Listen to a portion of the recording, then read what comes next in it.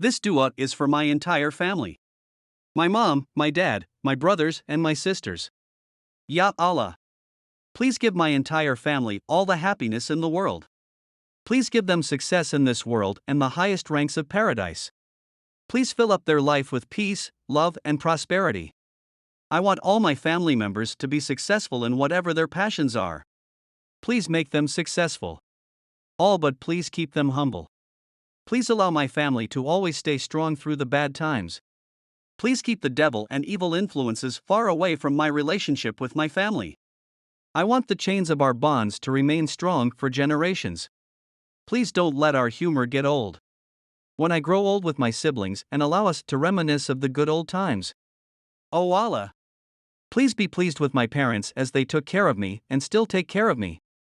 Oh Allah. Please lighten all my family members' struggles through life. Guide them on the straight path so that you are pleased with them. Ya Allah. No one in my family are perfect. My brothers, my sisters, my parents have all made mistakes. So I ask you, Ya Allah, to forgive their mistakes. Show them mercy, accept all their prayers and good deeds. O Allah. I place my trust in you. You are the all-hearing and the all-knowing. Please accept my prayer. Ameen.